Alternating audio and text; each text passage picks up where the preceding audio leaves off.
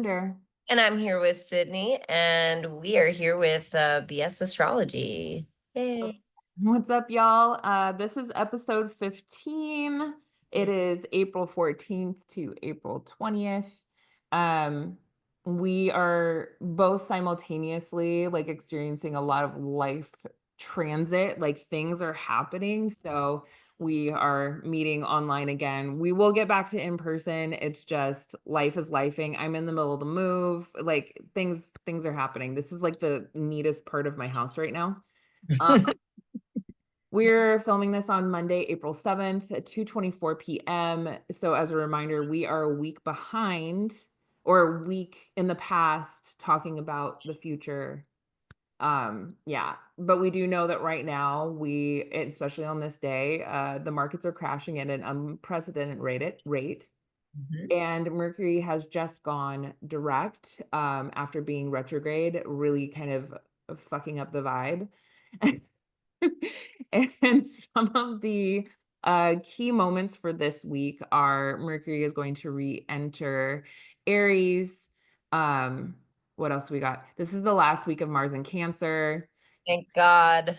Bro, we have been going through it just collectively about that. A thing that I think we need to keep in mind as we continue to watch our country have a general freak out is that we have starting around the 14th, actually Monday, that's Monday, that's today that we're talking about. Jupiter is contra Antisha Pluto, which is like a opposition. So this is, uh, a lot of stuff around economy, Jupiter having to do with economy. And also Jupiter having to do with confidence, people making like big moves that they should not be doing because Jupiter is not in great shape. We have the Saturn Uranus sextile will be holding within 3 degrees all this week. So this is like a reshaping and remolding of the structures around us, which we are rapidly finding for better or for worse. Right now for worse. Um, perfecting all week is Venus in Pisces, sextile Uranus, which is also restructuring and new ideas around finances, relationships, all sorts of stuff. Super great. Venus is direct at least, and she's in her exaltation, but she is talking to Uranus, which wants to shake shit up. This is the last hit for this sextile though. So go back to April 6th of this year and then January 29th of this year to kind of see what the story was holding for you. And everything will be building up this week to an end of week feature of a last quarter square. And she's spicy. I think I covered everything that sucks. And so yeah, should we start? Let's jump into this nice, uncomfy Monday. Okay, Monday, April 14th. Let me put the screen up on oh man, this is hard doing it on just one screen, I gotta tell you. Okay, here we go. All right, here we are. Can you see it? I can see it, yeah. Okay, great. So April 14th, Moon's Day. I guess I put it up as a 12 p.m. chart. It doesn't matter. Moon is still in Scorpio. Moon's in Scorpio, and we're just talking about there are no major aspects happening Yeah. on Monday. It's a lot of minor aspects. We've talked about this before, kind of feeling a little bit like a dodgeball game, uh, Yeah. where it's just a lot of discomfort, um, a lot of adjusting. Yeah. I think it's a lot of mental turmoil. I think it's less of not feeling like you can physically do anything, but maybe more like you can't really make up your decisions. Like you can't make up your mind about things, especially because the moon in Scorpio tends to ruminate so Yep. deeply. And it's just hitting all of those mutable, the like Gemini and Pisces, like it's all that mutability. And like Scorpio is just like, can I just zero in and like everything else is like, no.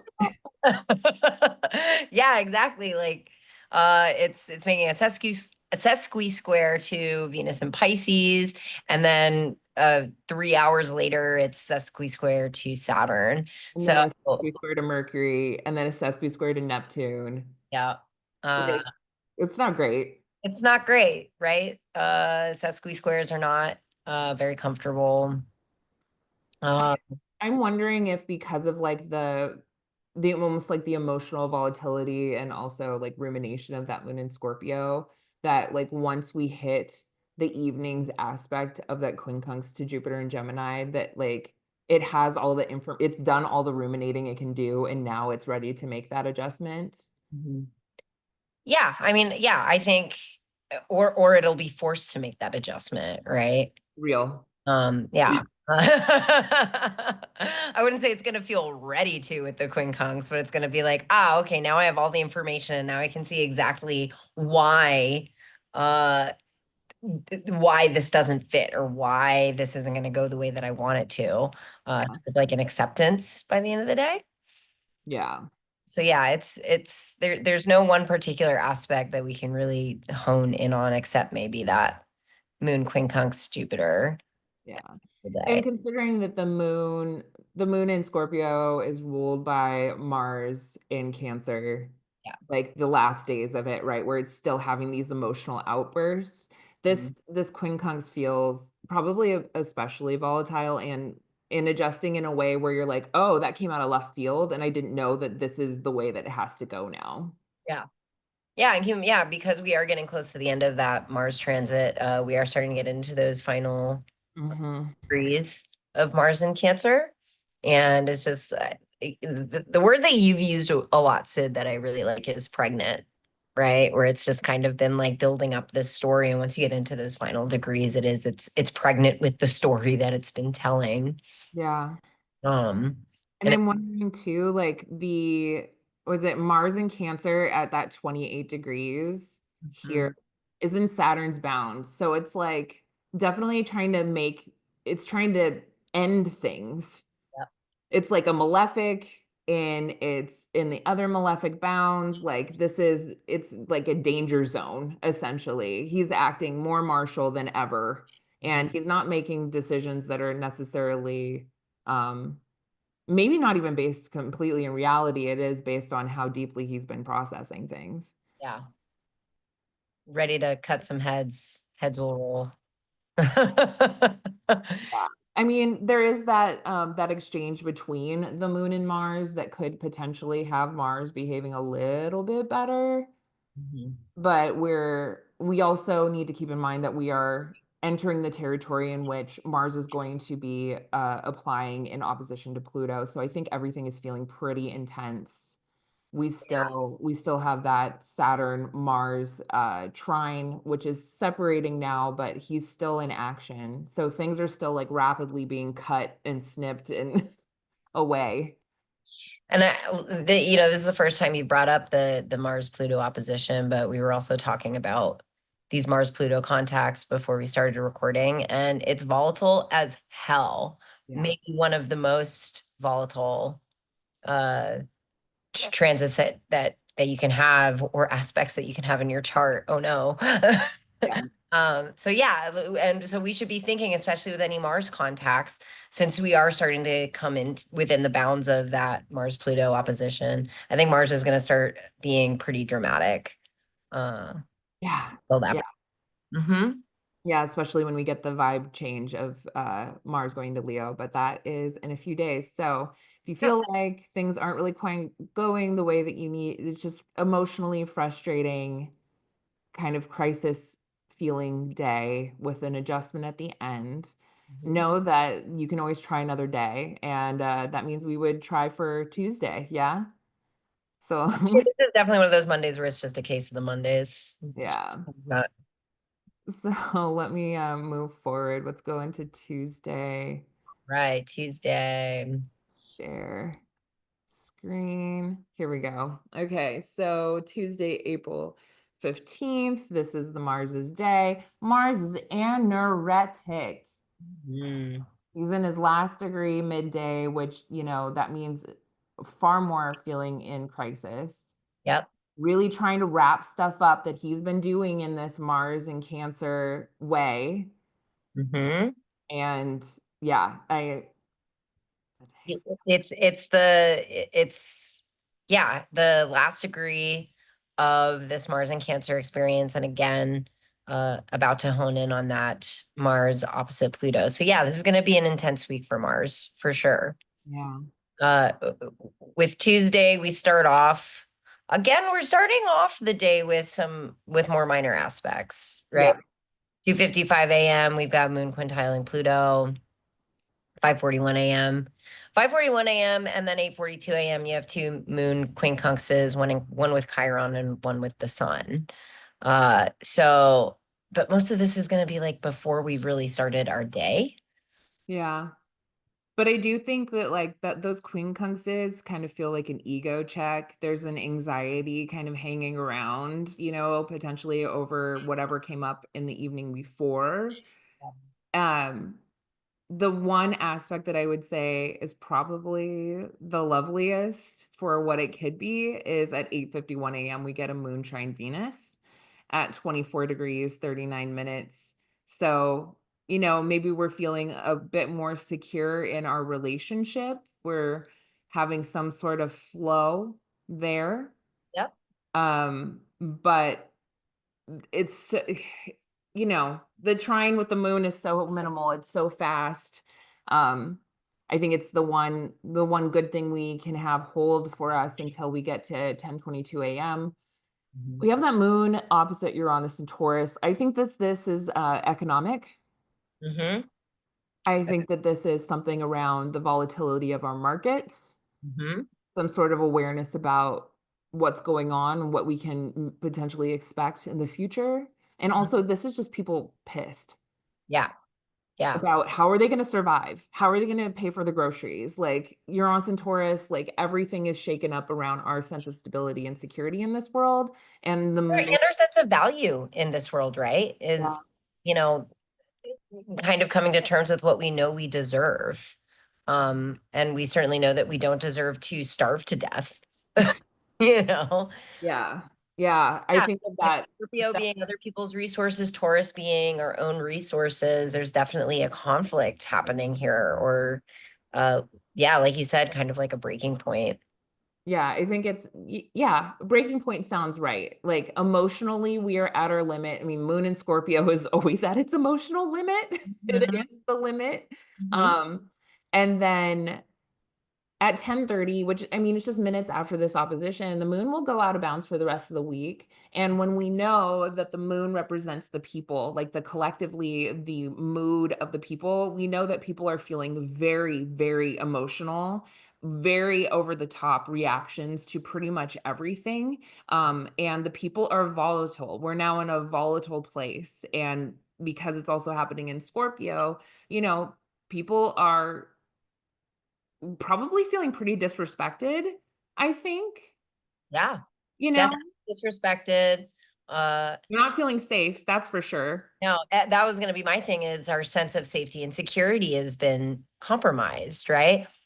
We were talking about this right before the recording too. How much did your groceries cost this week? Because my groceries have already gotten more expensive. And for the last couple of years, we've already been talking about how groceries are already too expensive. So we've already been at the edge of that breaking point. Yeah, And now we're seeing things kind of get pushed over the edge here. yeah, And I think the amalgamation of different transits that are happening right now are reflecting yeah, that the people are collectively kind of at their wits' end. And yeah, definitely when you see Scorpio and Taurus coming together, yeah, definitely things about resources and our value systems and our sense of self-respect for sure. yeah, Oh, and then right after that, it's Moon trining Saturn. So yeah, yeah. it's somber, right? It's like serious. I mean, I think from, like, the morning on, pretty much, like, until the void of course starts. So from our whole work day, essentially, let's say from like 9 a.m. Pacific Standard Time to 5 p.m. Pacific Standard Time, this is a lot of things are happening because we have a lot of working aspects of oppositions and trines. They allow things to get done. Mhm. And because the moon is in Scorpio, it's all about its own sense of security. Wow, I'm like mush words today. I think it's because Mercury is like stationed direct. It's like Oh yeah. for sure. That's my ascendant Lord ruler. I'm like, I don't um, know. but I think that there's, the people are able to talk about, the sort of stability that they're looking for. We're not getting it right now. Moon trine Mars feeling pretty activated. One thing that I did notice about that, it's at 4:27 p.m., is that the moon and Mars are both in Saturn's bounds. And like Saturn is all about structures and also the economy in a way, our government. It is about the sense of Any authority authority. over us, right? Yeah. Yeah. So like the people are riled up and they're probably looking for a sense of leadership. It's kind of like we want some leadership to come, but we have to remember Saturn's not necessarily in the best condition. She's a bit mushy. Right. We're not getting the leadership that we deserve. Hmm. Moon trine Mercury, the ability to like really speak to how we're feeling. I'm wondering what's gonna maybe come out at that time. It's right before the void, of course, begins. So Hmm. this is like what we're riding on for the next couple of hours. And I think there's an intensity to it, right? Because of the water. People are feeling pretty fucking emotional. Yeah. Yeah. And I think what you were just saying about the Saturn not being in the best position, but people are kind of calling out for leadership. Uh, yeah, I think that this is going to be a moment where we identify that we don't have the kind of leadership that we need to get us out of this right now, Yeah. right? Like the leadership that is in power on an official level is obviously not doing justice for us. Yeah. Uh, but I think there's like a bigger question, and there have been a lot of questions going on about why the U.S. isn't revolting. Why are we not, collectively coming together and combating this? Why hasn't it happened sooner? And I do think that there are going to be conversations coming up, and I think that Saturn in Pisces really is asking about you know what do we need, what kind of leadership do we need in order to combat this. It also has to do with the fear of the unknown, right? Because Saturn is about fear. And Pisces is literally the most nebulous, kind of fully unknowable sign that there is. And we're grappling with the fear of the unknown. We don't know what happens as a country if we decide to riot. Right. We don't know what it means. Like, how do we not obey in advance? Hmm. And also keep our families safe, and because we already know that like we're already dealing with the unknowable. We're actually witnessing the unknowable. We had no idea that people were just going to get plucked off the street in in the US. Like it In probably broad daylight, happened before in broad daylight. and it's happening to white people too, which also is feels a little out of left field to me. I mean, I also feel like it's almost like making the unseen seen, like a thing that's happening because we know that people disappear all the time. But now we are being made incredibly aware of the instability of the security that we were told that we have in America. Right. Yeah. And I think that's the really important point to make is that it's not that these things weren't happening before because they have been, right?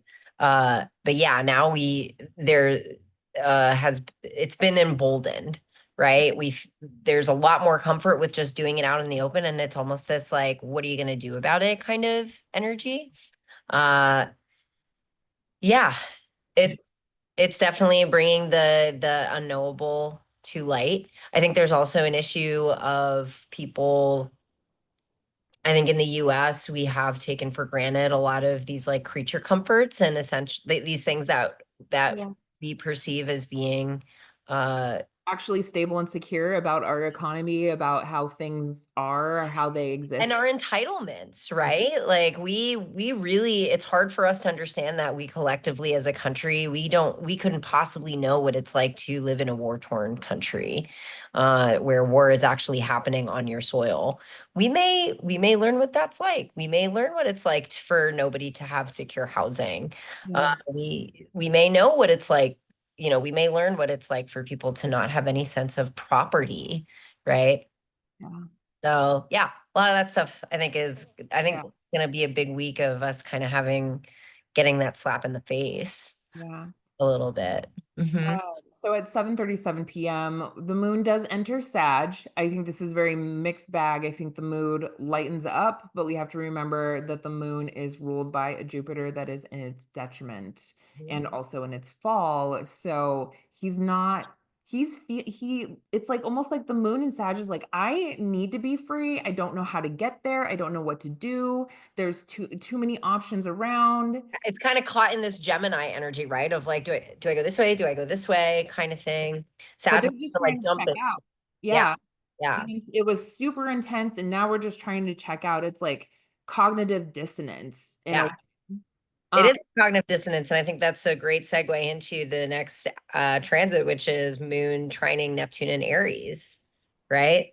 yeah, if you've ever wanted to check out. Yeah, there's your cognitive dissonance right there. It's a fire trine. There's definitely some action behind it. Feeling inspired, but like, Yeah. are the things you're inspired by actually real? Jupiter and Gemini. We don't know. But I think the trine says the only way you can know is if you try, right? Moon and Sag trying Neptune and Aries says, jump off the bridge. It'll be fun. Yeah, be the Like, fool. why not? Why wouldn't you? You're gonna fly. And also, again, we've been talking about how Neptune is in these early degrees, right? So we're just starting, we're still reading the first chapter of this Yeah. Neptune and Aries story. So Like it the really first is kind of sentence. like you gotta jump off the bridge to get to the second chapter kind of thing. Yeah, it's not, yeah. We do get a lovely biquintile with the sun in Aries, it's feeling very creative. It probably has some sort of like machinations around how it's gonna like secure its sense of freedom and, going out and like, I'm gonna go on a voyage and it's gonna be great. Which, is a better way to end the day, because we do finally have a vibe shift, like a real tangible one, which is when Mercury re-enters Aries. So people are fired up. People are fired up, and also Mercury will be entering a much more comfortable sign for itself. So I think people with Mercury and Pisces, there's been a lot of, again, probably a lot of like foggy headedness about what's going on or struggling to communicate or knowing what the right thing to say is or knowing what to think of things. And Yeah. Mercury re-enters Aries, all of a sudden it's like all the things that you may have Thing. yeah, it's like, yes, you know, Ruled by that Mars in Cancer. So he's still very much having a mind to speak on the ways that he wants to feel secure and safe and what, feeling defensive, yeah, right? defensive for sure. Yeah. So people were eating it with the moon and Scorpio, and then they're like, you know what? And the thing about Sagittarius, moon and Sag behavior is sometimes like, fuck it, I said it. Yeah. And what? Just Sag in general, right? Right. And what? And like that Mercury re-entering Aries, like it's a perfect combination for almost like a kind of a foot and mouth Yeah. kind of space. So be careful what Mhm. you wish for in that moment, because you could probably enter a space where you're pretty fighty with Yeah. Well, people. and we have those aspects from earlier in the day telling us that we're feeling a little fighty, right? Yeah. Moon opposing Uranus and all that good stuff. So we're keyed up. We're keyed up, and it's very possible that our literal sense of safety and security is compromised. And that can definitely push you to say things that you don't mean. I would say also just make sure that you're directing that energy at the right stuff. Like don't take it out on people. Yeah. And I think that it's like the energy is like it feels like a lot of strays, Yeah. because there's still so many things about Mars and Cancer and Jupiter and Gemini not having a lot of dignity. So they're just acting out of dignity, like outside of their dignity. They're not in a good place. And so people are, the bullets go.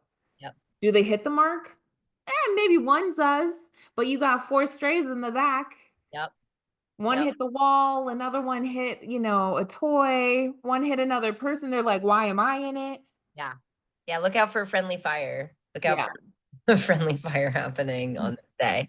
But I will say, like all this together, it very well could be a necessary impetus to kind of push us to Move start forward. acting. Yeah. 'Cause there's been the last few weeks we've had conversations where based on the transits happening, things are just kind of happening to us, and Mhm. we're all just kind of having to sit back and watch it happen. we have planets direct now. And even if they're not exactly dignified, maybe it's actually better they're not dignified because it's kind of giving us this like this need to fight. Uh, Mhm. this need to compromise, this need to adjust. And I Yeah. think that we're now finally starting to see the energy kind of move us toward having hard conversations or saying what needs to be said, uh, Yeah. or finally starting to take action. So that's Tuesday. And I agree with you too, because like I also thinking about sorry, I have to turn off Lamont's alarm so it doesn't go off. Okay, great. Oh, I guess it didn't go off. Who knows?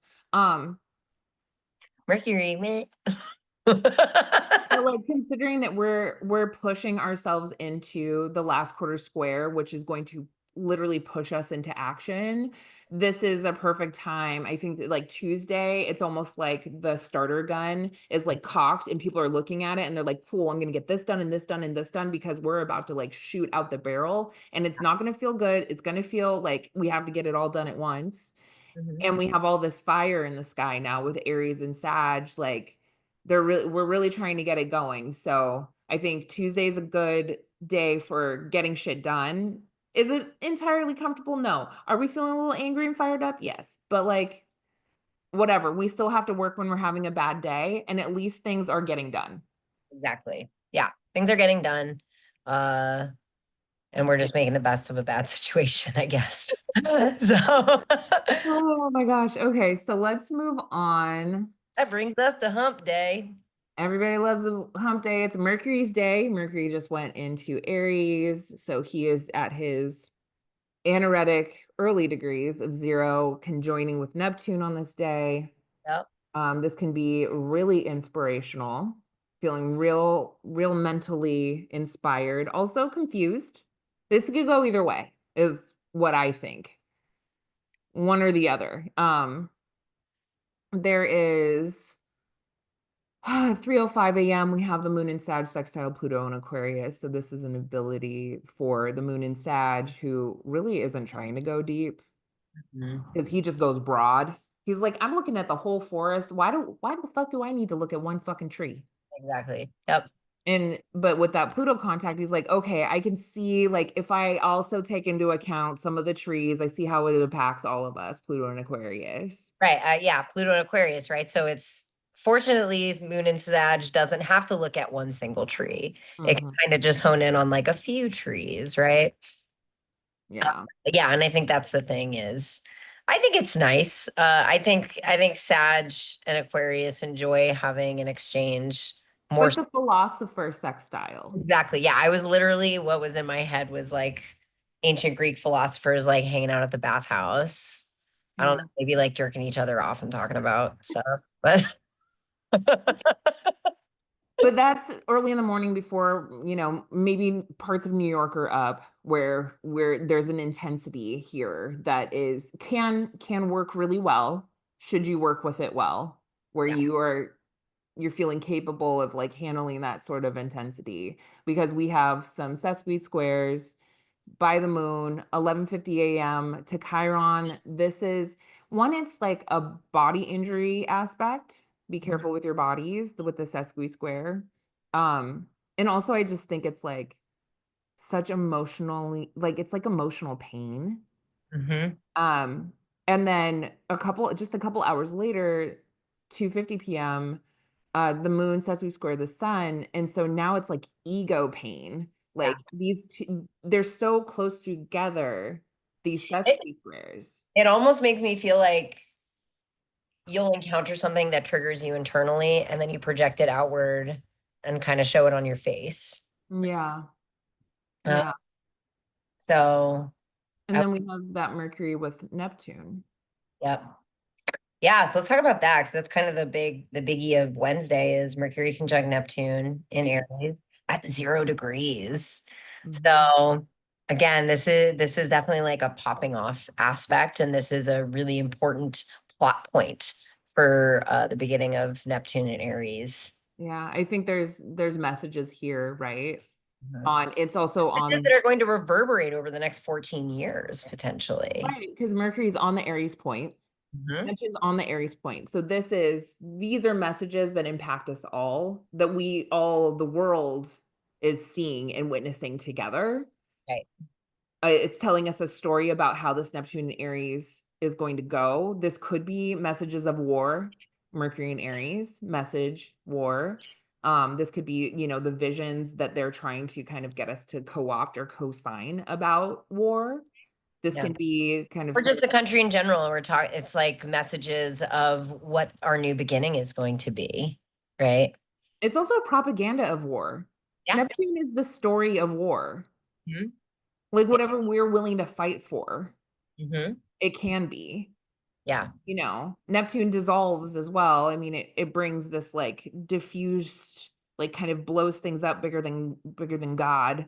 essentially, kind of thing. But also like, I don't know, it feels like it's kind of feels like a person who decides that they heard the voice of God and is going to go fight in the name of this voice of God. Yeah. Yeah. Feeling spiritually or divinely drawn, provoked. Right. Poke, poke. Yeah, yeah. Uh, I like to, and I always think of Aries. I think Aries is a great leadership sign, but it's very much like the emperor or like the general, right? Where, yeah, like leading us into battle. Yeah, I like the idea of like a general or like just a soldier even, right? Because Capricorn would be maybe more of the general, but like the soldier that has like some sort of like some righteous Mhm. like determination of like this is the right person to protect, this is the right person to fight for, this is the right way to go forward, and like they feel emboldened. Mhm. Yeah. And it feels fundamental to their sense of self, Yeah. right? To follow that calling. I Yeah. think like even on a micro level, this very well could be a moment of like feeling like you need to answer a call for yourself, Yeah. depending on where Aries is in your chart. Uh, Looking at you with your first house.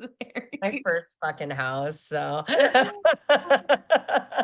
definitely like I'm curious to, well, like, and I'm already, the circumstances in my life already make it so that this transit is going to make sense for me, right? Yeah. That I do need to kind of like answer a call for myself. But Mm. yeah, so wherever Aries is in your chart, if it's in a big bad cardinal house like mine, it could be a really big moment.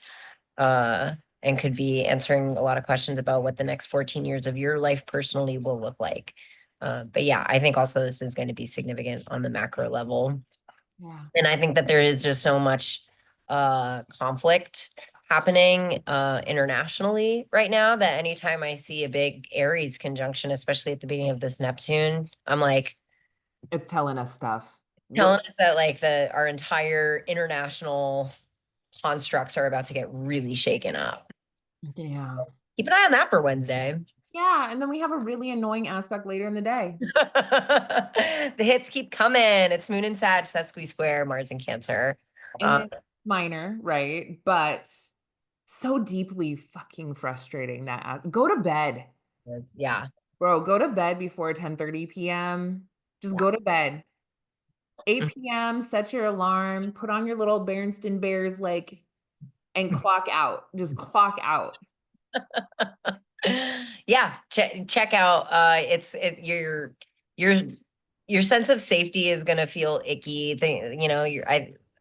And we were talking about the relationship between Sag and Cancer earlier, and it's just like two signs that just could not have less in common. You know, uh Sag wants freedom and adventure and just wants to keep a lot of things surface level. And Cancer is very cardinal and is about home and safety and family. And yeah, Sag just can't be too bothered by safety. So I do think there's going to be some sort of discomfort around where you need to step out of your comfort zone versus what makes you feel safe. But yeah, it's a minor aspect. It's just going to be like some discomfort. You should go to bed. Say your prayers before you go to bed. you know. Um, but yeah, fortunately for people on the East Coast, you'll probably be asleep by now. Yeah. I don't know. I I continue to think like Sag and Cancer. Right now, I'm thinking about all of the people that are literally being plucked off the street Yeah. and Yeah. taken to another location, Hmm. like against their will. Like that's kind of what I don't know. There's something to that. It's like Sag has to do with foreign lands, right? And Yeah. Cancer has to do with home. And Yeah. you can't be in a foreign land, you being the foreigner and then be at home. It doesn't feel comfortable. Yeah. Yeah, I like that you brought that up because also there's a lot of conversations where people are being deported or arrested and detained who virtually have never known life outside of the US. Mhm. Like the US actually is their home, and they are being deported to what is supposed to be their homeland, and is not that for them. It's Uh, freaking insane. yeah, it's creepy as hell. Uh, It's also just like the moon, right? The moon, the mood, the people are really talking about like justice. One, like the law, the legality of this. What mhm. does it mean to protect our homeland? Are we even doing it right? No, we're not. We already know this, What right? does homeland mean? What does even that fucking mean anymore? Right? Or It what has did it to do ever with, mean? yeah, Right. it has to do with like literally what does it mean to be free? Like what are human rights? What like we could get really fired up about all of this, but um What are borders? Why do what we are have them? borders? The fuck?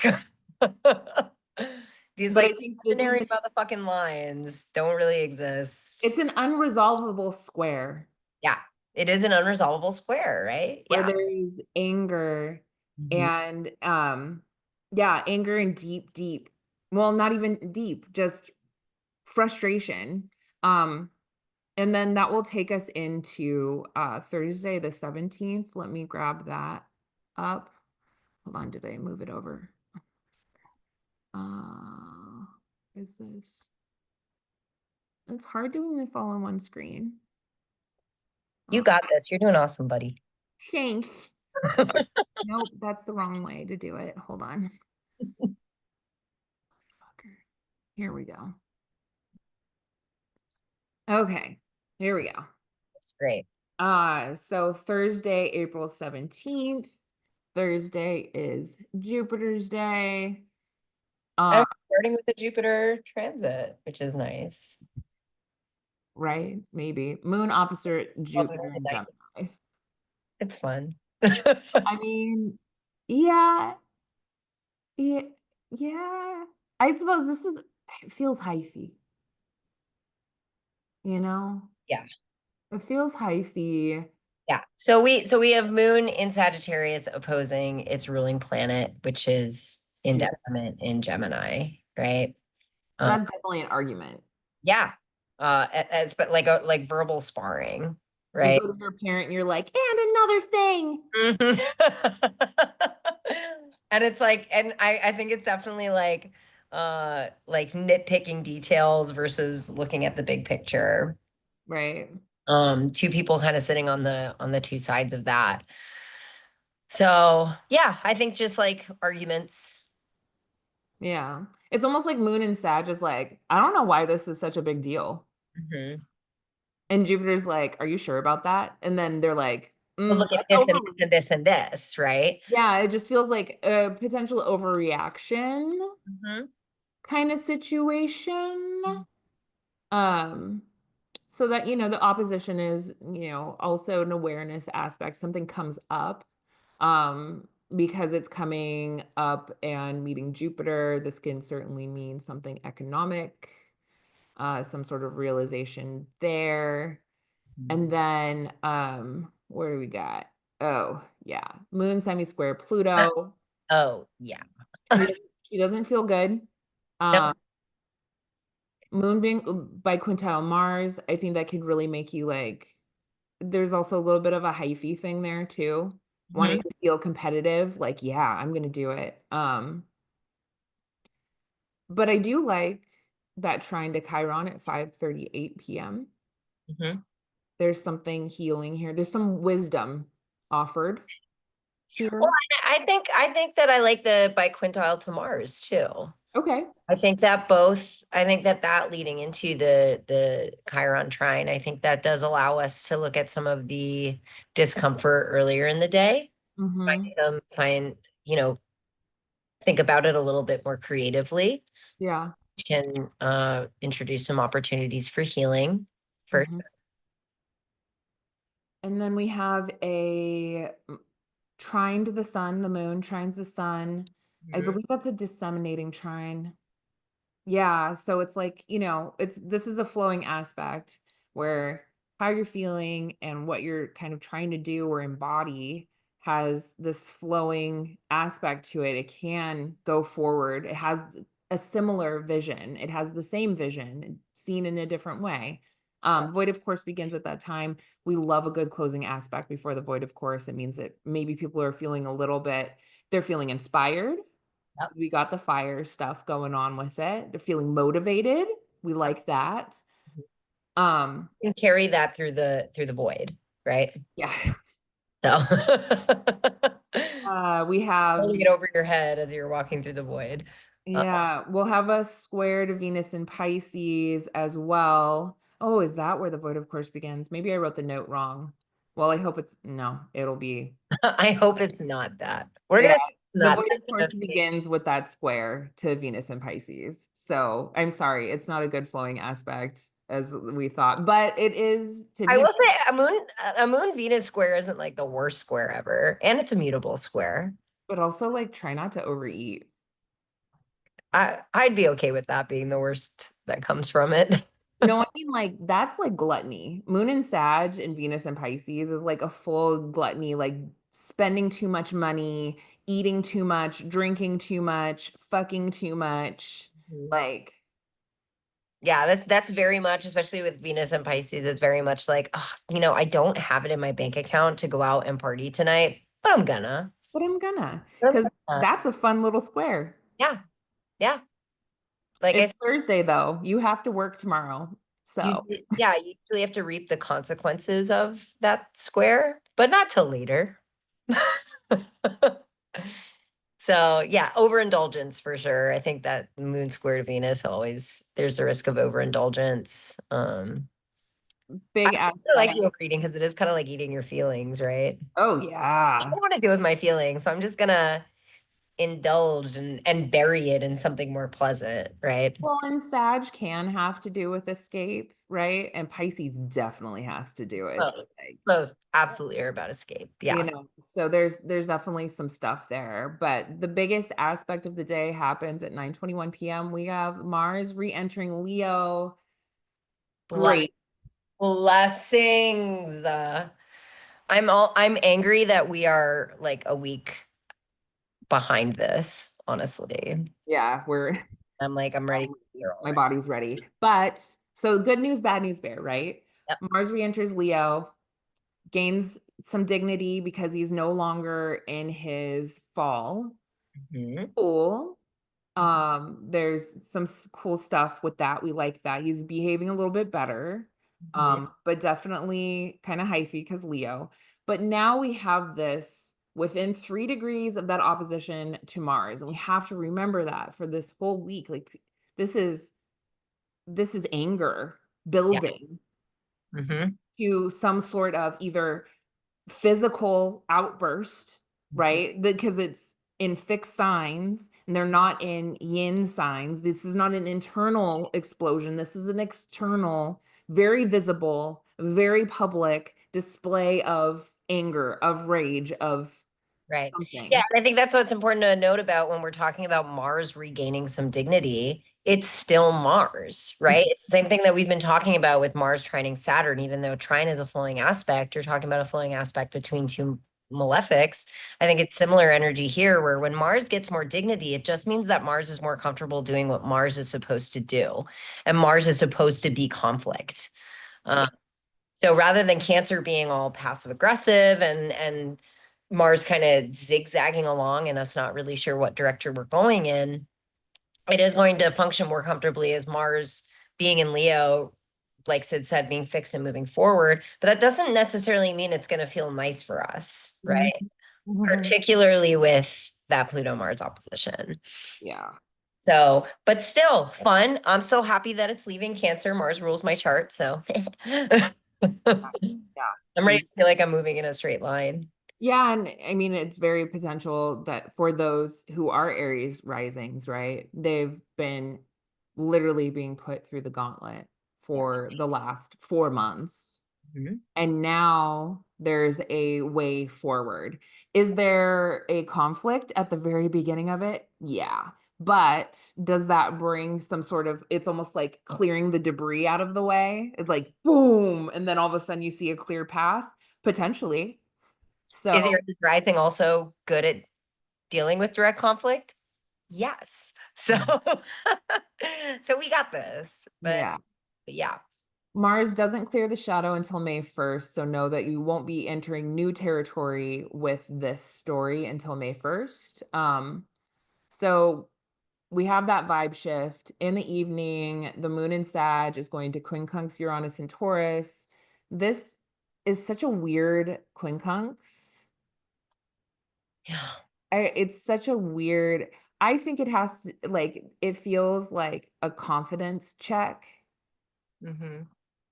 Um, and it has to do with like economics. Sag being ruled by Jupiter, Taurus being ruled by Venus. It has to do with money, it has to do with value.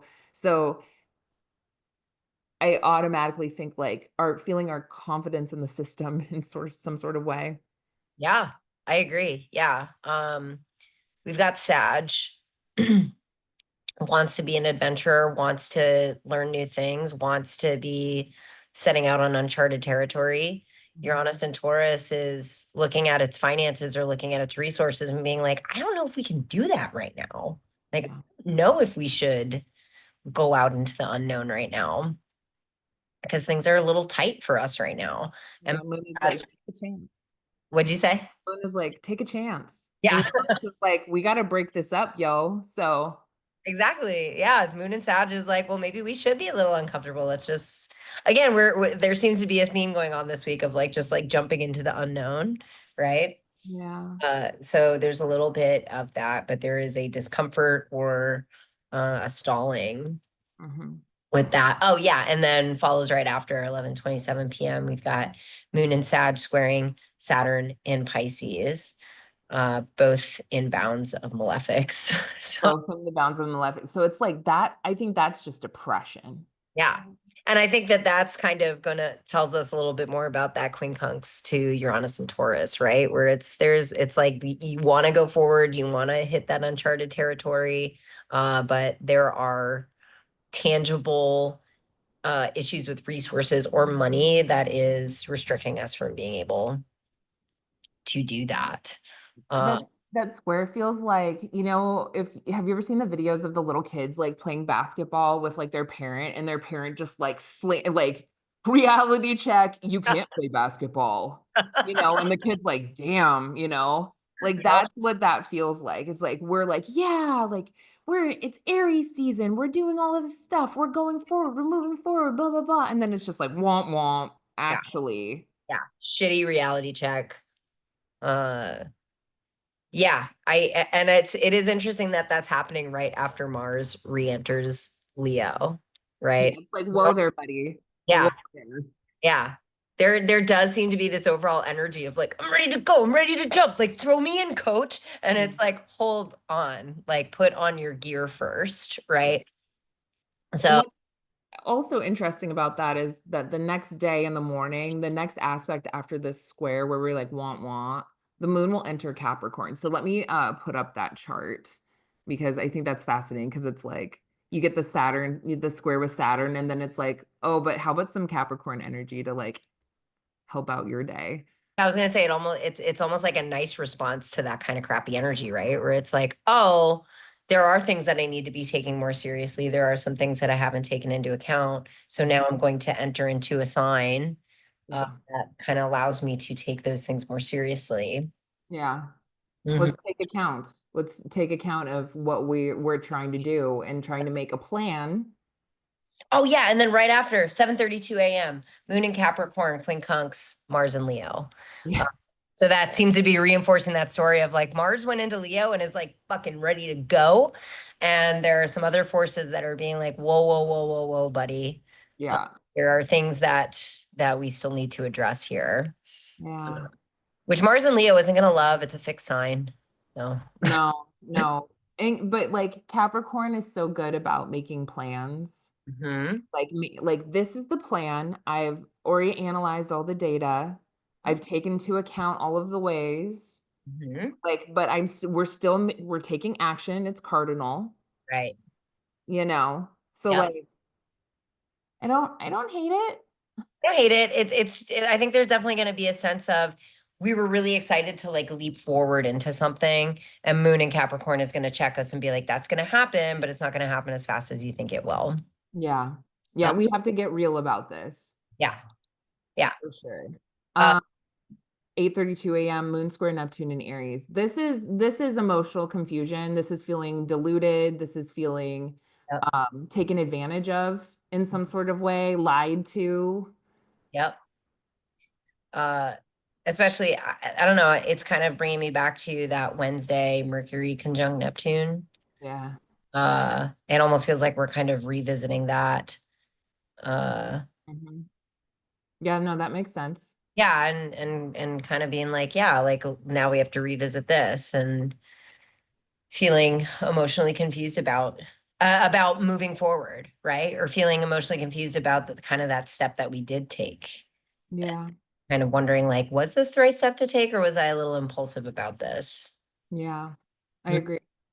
I'm wondering if that biquintile to Uranus and Taurus just afterwards, they're both in earth signs, so they're very security minded, and that now there's like an ability to kind of almost intuitively see the way forward or Yeah.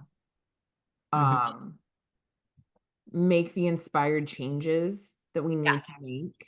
So that's what I was thinking is if we're thinking in a micro level of how this might be affecting you this week, this very well could be a week for a lot of us where we are suddenly made aware of the realities of um, the financial situation that we're going to be in collectively as a country. And I think that Friday, especially with that biquintile, it could be a good day, like what we were talking about earlier, where it's like maybe this is the day to go out and buy a bulk stock of rice and beans. you know, uh, yeah, like finding creative ways to be really practical And resourceful. and resourceful. Yeah. And kind of realizing the weight of why we need to be doing that. Yeah. Hmm. And then we have a square from the moon in Cap to Mercury in Aries, 10:50 a.m. So I think, I mean, this feels kind of argumentative. Yep. Um, definitely emotional, but like not in the way that most people would think. I like almost like a Marshall. Yeah. Yeah. Yeah. I would say it's less of, it's not emotional in the sense of like your feelings getting hurt, but it could be emotional in terms of like the things that you've really committed yourself to. Yeah. You could be feeling conflict around that and feeling defensive about uh, big things that you've committed yourself to, or the projects that you've committed yourself to, or the battle cry that you've answered, Stuff right? like pushing you into action too. Yeah. Mm-hmm. Mhm. Uh, yeah, and again, like I think that we're seeing a lot of Capricorn Aries squares on this day, and I think there's definitely a lot of like impulsivity to move forward, and Capricorn kind of putting a damper on on the gas pedal. As it should. Yeah, Like, sometimes, yeah. well, I think right now, maybe collectively, we're all asking for things to like kind of slow down or become more secure in some sort of way. And there's an instability Mhm. that doesn't feel great with this square, I think. Right. Um, and like both, Mercury and Aries is now ruled by that Mars and Leo. So like he's not doing as bad as the moon in Capricorn is with being ruled by that Saturn in Pisces. Yeah. It's really kind of mixed bag. Yeah, I was gonna say it could also be like kind of go the other way where it's like, um, was it the best laid plans Yeah. rye or whatever? Like Moon in Capricorn wants to have a plan in place, but things are almost happening too quickly. Yeah. That, Capricorn, no matter what kind of plan Capricorn makes, it's not going to plan. Yeah. Capricorn hates. So, yeah, I think it could be a little bit of both, like having to put a damper on, the impulses that we have, but also circumstances make it so that our plans aren't going to quite work out the way we. Yeah. The moon in Capricorn is like, are you sure about this plan? And Mercury in Aries is like, yeah. It's like, shut up, I'm doing it already. So, The moon in Capricorn is like, can you please write down, can you show me on the doll the whole plan? show me on the doll. The whole plan. And Mercury in Aries is like, yeah. And just does it anyways, kind of Yeah, feel. I like that. Yeah. There is a semi-sextile to Pluto and Aquarius from the moon later in the afternoon. And this is like the last thing that is really kind of going on with the moon Yep. for the day. And it's almost like something's emerging. There is um, it's almost like you, when you mix oil and water and there's that line, Yep. it's like you're right before the threshold of really getting to go deep and understand what's really under there. Yep. And so you're just kind of like, almost Mhm. the almost kind of feeling. Almost kind of, but it's not mixing. Yeah. Yeah. Uh yeah, and I think that's just another good way to put like how this cardinal energy is kind of conflicting with each other, right? Where it's like things are happening. They're Mhm. just not happening the way that we plan for them to go. Uh Yeah. there's some unexpected surprises. Uh but either way, we're kind of being like carried on this current into Yeah. whatever is going to happen next. Yeah. Something's emerging. We just don't know yet. Yep. It feels pretty intense, but we just don't know yet. We're putting plans in place, but since we don't know yet, we're just kind of guessing, Yeah. right? And it's hard to make a good plan when you're just guessing. Yeah. So yeah, uh, I think there is going to be some confusion Yeah. there. Mm-hmm. I don't, yeah. Friday doesn't feel as good as you would want it to. No, Let's go on to Saturday. hold on, let me delete this. Saturday. My bad. Here we go. So now we're in Saturday, Saturn's Day. Um, so today we have mostly minor aspects, though we do have we do have that Venus in Pisces, sextile Uranus and Taurus. It's exact. So this is the story that had two other parts to it, one earlier in April and then one in January. So this is kind of wrapping that up, that story around, a new way of, either being in relationship, value, even inspiration that you've had around art. There can be stuff around, new ways of looking at, I don't know, Venusian things. I Yeah. wonder if it's like women. Aesthetics, Oh, passion. definitely aesthetic, definitely aesthetics. Uh-huh. But I'm Uh, also wondering if it's like, I wonder if it has to do with women. I think it absolutely could. As far as what that means on a macro level, I think we could be revisiting like reproductive rights Yeah. generally. And like, okay, especially like as like two queer people doing this podcast, and when we talk about women and women's issues, all of those things are like LGBTQ issues and women's issues are actually kind of one and the same, right? Mhm. I think it's when we're talking about like women's issues, I think it's really just this like puritanical ideal of gender, you know? Mhm. And I think that there's a lot of those things are coming back into or are in the spotlight right now and are in question right now. Yeah, I mean, I keep thinking about like we're seeing more and more people wake up to the fact that like, gender is a construct. Mhm. And anyone who identifies as a woman is a woman. Right. And there's kind of a new way of looking at that like ultimate femininity, right? The Venus and Pisces Mhm. coming up and meeting with Uranus, which is kind of, Uranus is an oddball. He's a bit queer. He rolls on his side. Mhm. He does things differently. He has a different way of looking at things. He shakes things up. And so it's almost like inviting people to shake up their norm Yep. around how they feel about those Venusian subjects. And the flowing aspect allows for a healthy conversation, maybe Mhm. surprising to some people, right?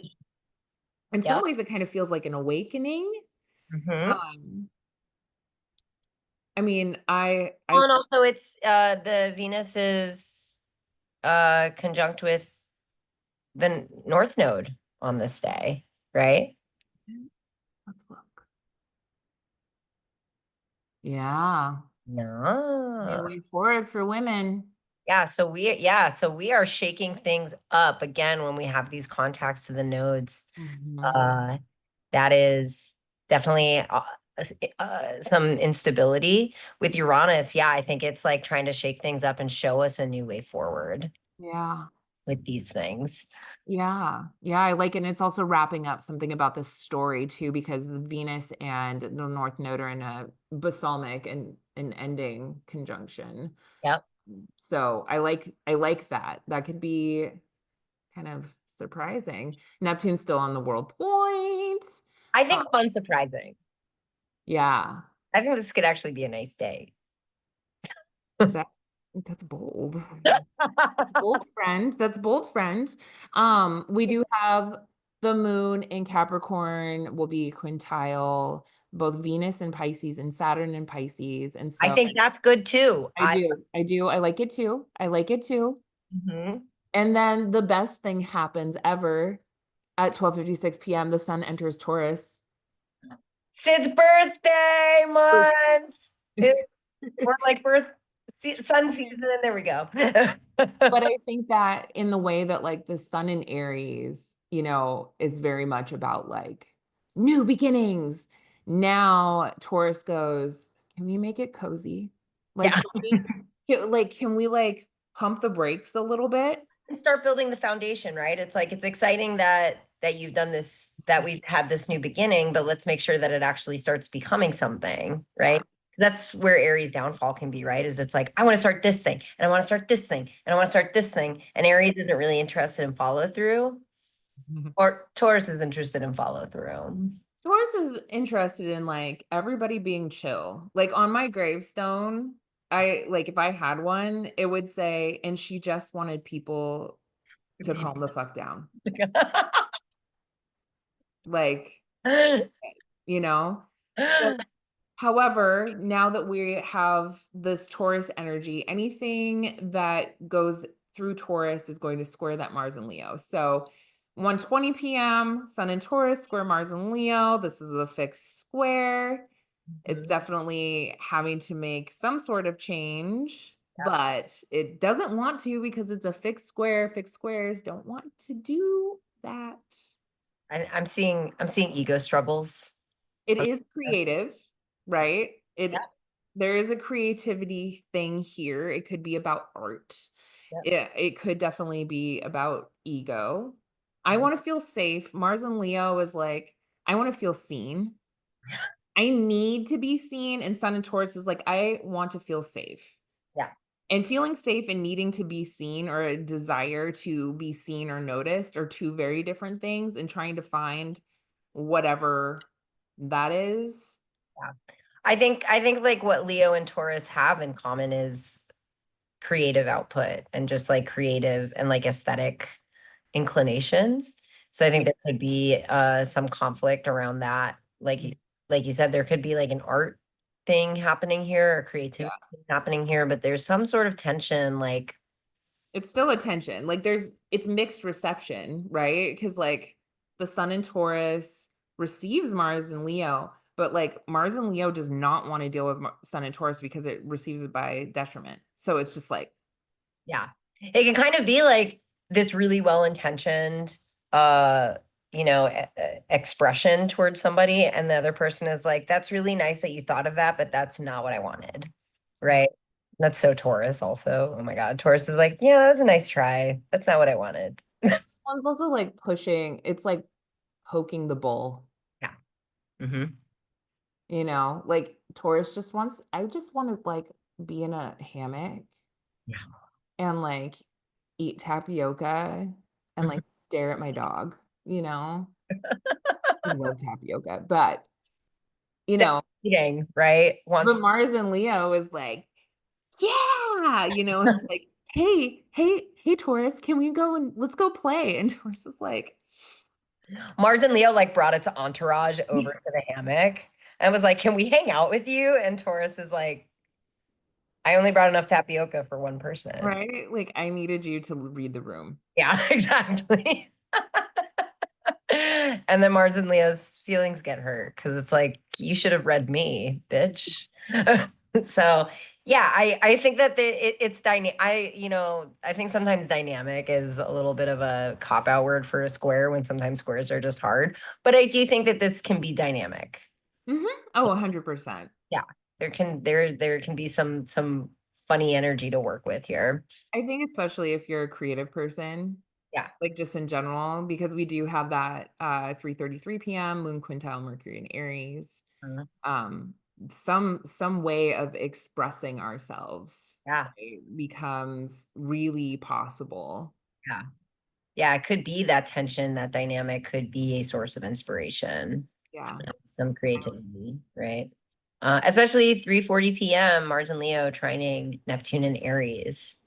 I think that also can kind of continue that story of creativity. But man, Leo and Aries together, this is a very like ego-driven day, right? I think it's again that like feeling like pumped up like peacock, I'm gonna go fight for what I believe and it's gonna all be mine kind of thing. And it's just like this inflated ego. Huh? Especially with Neptune, right? It's like seeing yourself as way bigger than you actually are. Yeah, this Like is so big britches energy. big riches energy. Yeah, for sure. And with that Taurus square, I think Taurus is always going to be kind of in the back being like, excuse me, this isn't what you think it is. Yeah. Yeah. And then we have the quincunxes, 6:14 p.m. moon in Capricorn, quincunx Jupiter and Gemini. So this is, some sort of break, some sort of adjustment that needs to be made here. So like maybe we were too big for our britches. And then the moon in still in Capricorn is like, be realistic. Yeah. Be realistic about all of the things that are in front of us right now. And you can only pick one thing. Hmm. You got to get real serious about it.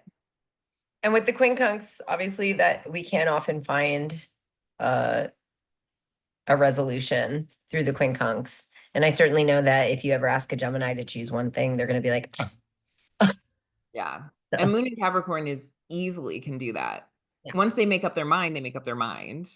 Yeah. So it very well could be like, Moon and Capricorn is leaving Gemini behind while they're like, I can't decide, right?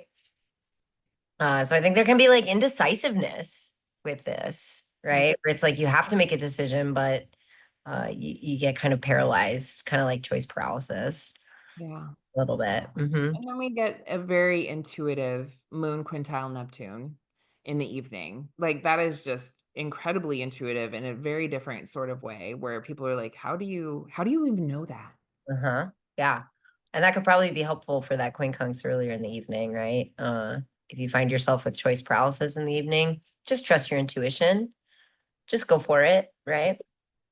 Yeah, I definitely dig that. So let's I think move on. Saturday is like kind of a fun day, but like not the easiest day, but I think we're just not in easy times, honestly. I'm comparatively speaking, Sid. I've given it up, like what is an easy day? Maybe when Jupiter goes into Cancer. Yeah. I don't know. Yeah. And it's going to change every 2 days, 2.5 days. So So I don't know. I don't know. Um, but Sunday, April 20th, it's the sun's day. Sun is now in Taurus. blaze She just it. wants to chill out in the fields. She's ruled by that Venus in Pisces. Mhm. She's like, yeah, but she's feeling kind of serious because Venus in Pisces is going to come up in conjunct Saturn once again. Mhm. I think maybe maybe later in the day or a day from now, but it's within a degree, so it's active. This is an active thing.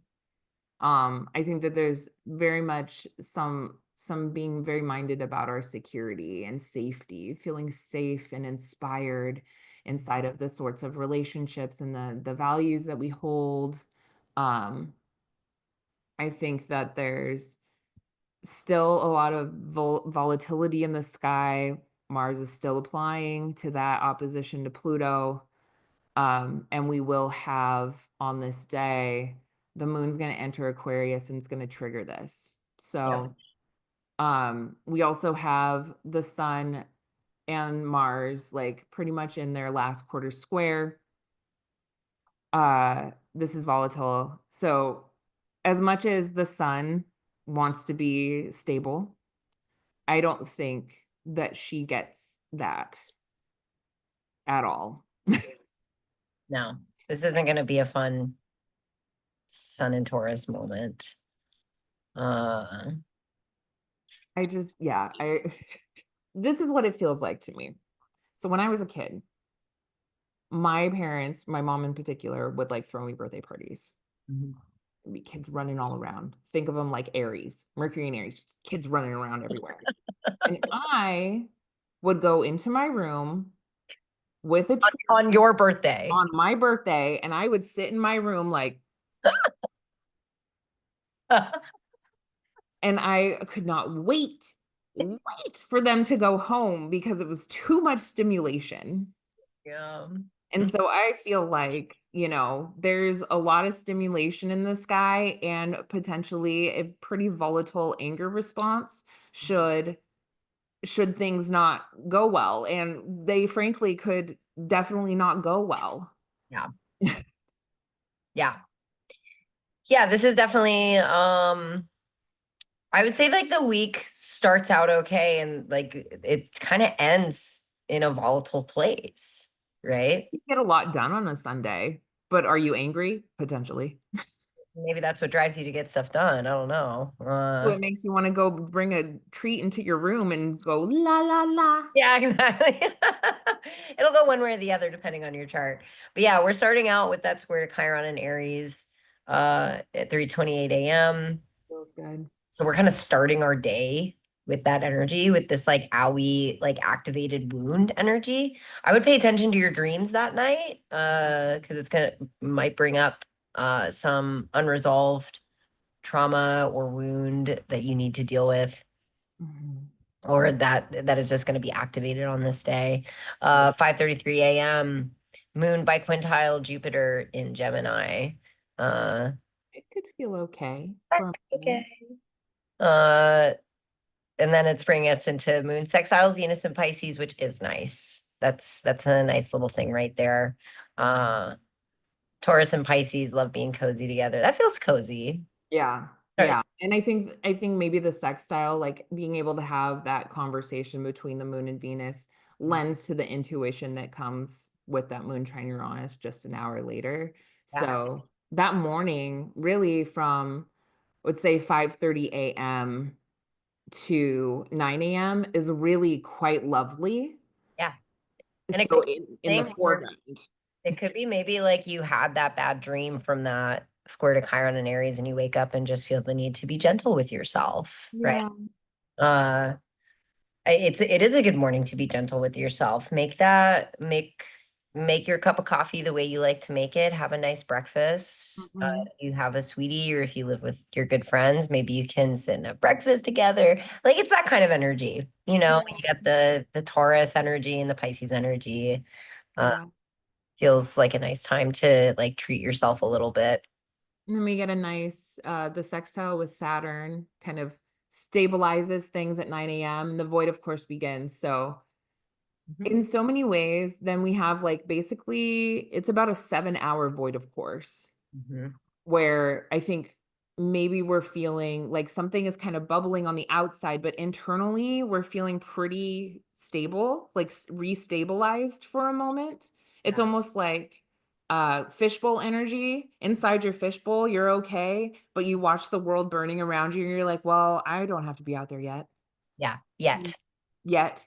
The thing. That's where that little edge of anxiety comes from, where you're like, I'm really going to enjoy this bubble right now because I know this bubble is going to pop at some point. Yeah. Kind of vibes, especially with that sextile with Saturn. You know, it's a nice sextile, but it's still Saturn. Yeah, it's still exactly that. 4:21 p.m. Moon enters Aquarius and the void of course ends. So like the moon now enters a place in which it can detach from like the depth of feeling or, you know, really becomes more minded in dealing with everything around it instead of just like it's one single goal. Like Moon in Aquarius has to do with the all of the people, the needs of the many outweigh the needs of the few. Yeah. Um, and also literally being able to go, you know what, I don't need to go that deep into things right now.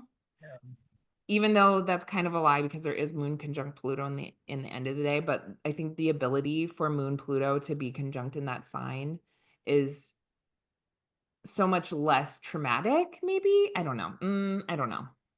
What do you think? I think, yeah, I think I get like philosopher vibes from it, right? Where it's like we are thinking about deep, heavy stuff. Mm-hmm. Yeah, Aquarius just like I very much get this like with Aquarius, I always get the face of like someone who's got a bad taste in their mouth where they're like, I'll talk to you about this, but the second you start like getting personal about it, I'm just like That's real. in bad taste. Right. Well, I also wonder, like, from the evolutionary standpoint, Aquarius is ruled by Uranus, which is the planet of trauma. Yeah. Trauma and wounds. And we're starting the day with the square to Chiron. So it feels like there's like it's an owie there's some owie points of the day. Yeah. Uh yeah, I think that moon in Aquarius can be more somber, right? I think Capricorn, I think there's I think there can be a levity to Capricorn that people don't appreciate just because Capricorn is so sure of its goals that Capricorn is sarcastic. yeah. And is very much just like I have these goals and I'm gonna get this done.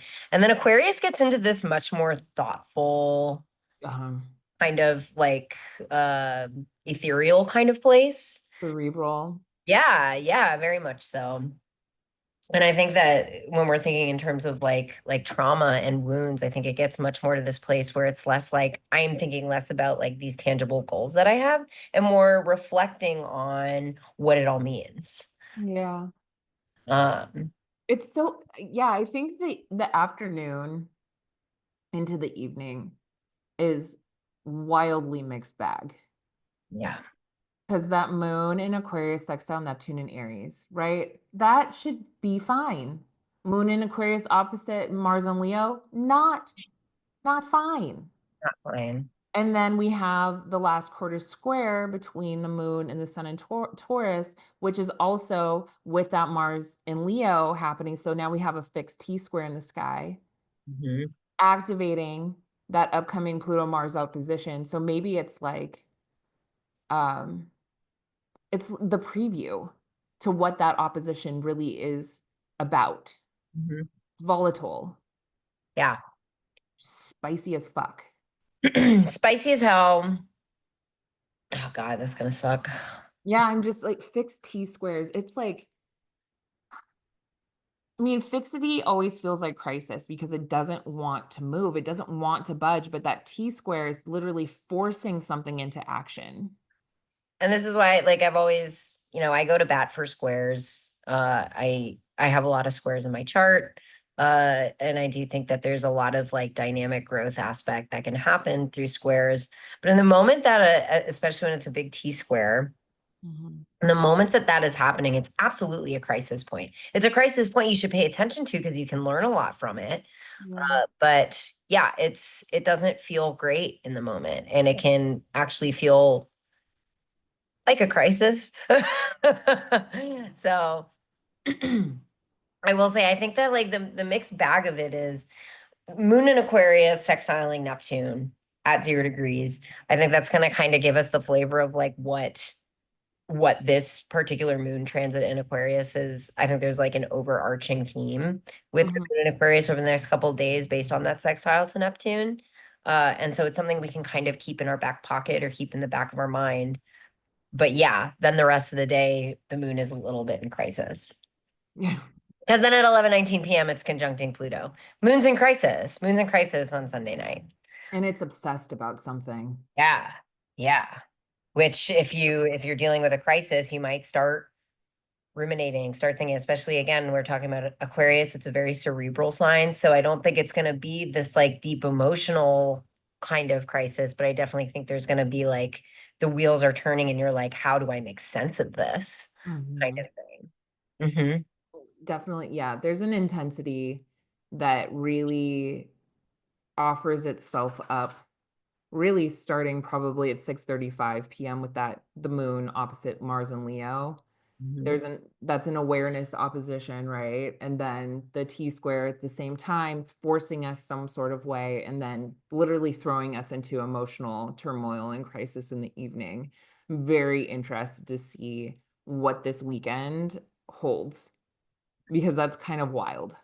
Yeah, agreed.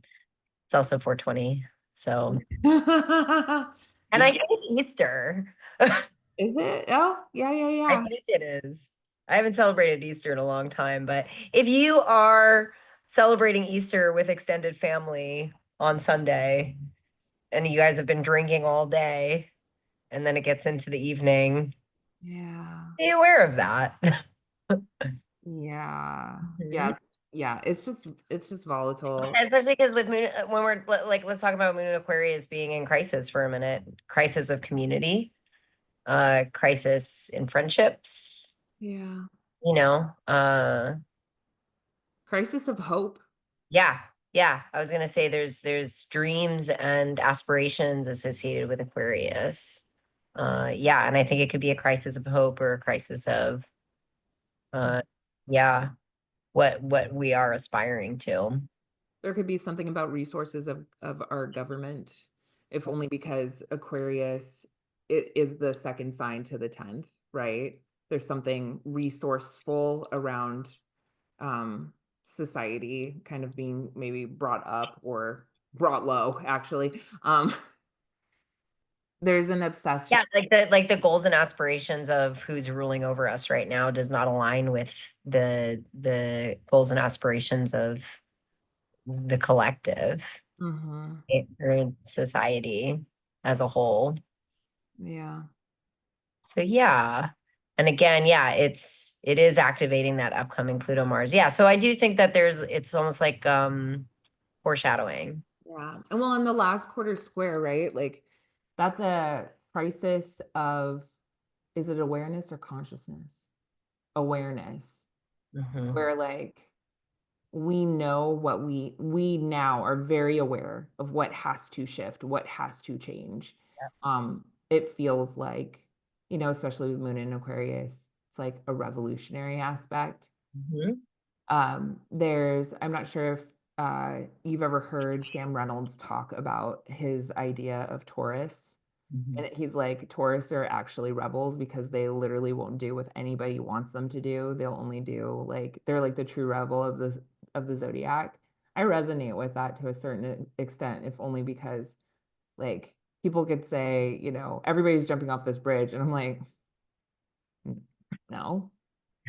I think, you know what, and I like us bringing this up because we did talk in one of our episodes earlier.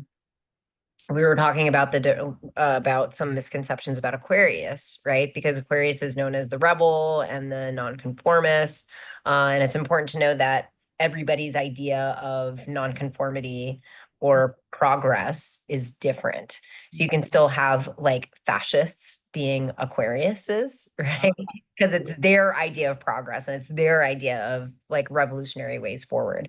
And I think that it's important to look at that on the flip side for Taurus, because we think of Taurus as being very traditional and very uh yeah, it's like stable and kind of fixed on certain ideals.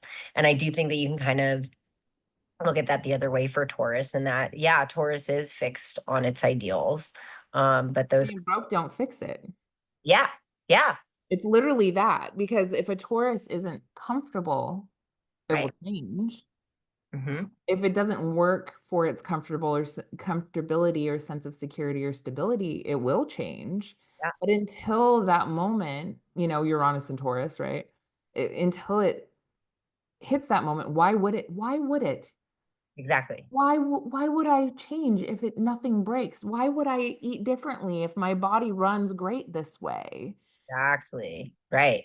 And I think that that's important energy to think about when we're thinking in terms of, you know, powers that be kind of trying to force changes onto us and force a whole new way of being onto us. It takes that Taurus energy to be like, no, that's wrong, Mhm. that's not right, fucking try to change my mind, Mhm. right? We need Yeah, that fixed energy of like, what are our ideals, and why, yeah, what do we need to stand firm in?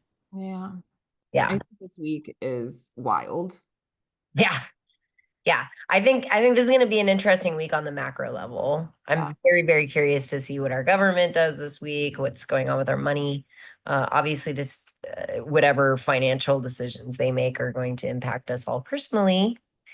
So, which sucks. But yeah, Yeah. and again, keep in mind that that last quarter square is activating that Pluto Mars opposition. There is a foreshadowing of that. That Pluto Mars opposition is going to be between Aquarius and Leo, and we've talked a lot about that dynamic between the collective versus the ego self. So, And also wherever Leo and Aquarius are in your chart, I think that the story forming all week will kind of end with something coming to your awareness about how this is going to play out in your life. And if you don't have anything in those houses, something could still be coming up with those themes. It just might not directly impact you. It's almost like you see it in the collective around you. right. But definitely if you have stuff going on around probably even like 1 to 6 degrees of fixed signs, this is real special energy coming up. And there's something that potentially you've been avoiding changing or really needing multiple hits in order to really get it to shake loose again with that fixity. Like you can only bust a rock like a little bit and maybe one big chunk comes out, but the thing still stands and it needs two more hits kind of thing is kind of what I'm imagining. But You have a lot of fixed in your chart, don't you? I do, but they're not in opposition to anything. Which I think is really interesting because I have a lot of quincunxes to it. So it gives this kind of mutable, changing kind of thing to them, to my fixity. Also, my fixity is in the ninth house, which, depending on which lens of astrology you add to it, in EA, it gives some Sag energy to it. So it removes some of the fixity. It makes me far more flexible. And I think people in my life will find that when I stick, I stick. Mm-hmm. But otherwise, I'm fully capable of moving and shifting and I'm used to it. But like if I'm sticking to it, you got to let me be there. Hmm. And I can kind of shift a lot in that way. I'm always trying to find a sense of stability and security, but all of the quincunxes and the yachty things happening, it's not. Just make it as such that Yeah, yeah. My ninth house phone. is always always shifting and always changing. But yeah, so we did it. We got through it. If you want your chart read, we are here. We not only want to make money, but in these economic times, we need to. So Yep. please hire us. Um, You have the money. that's funny, right?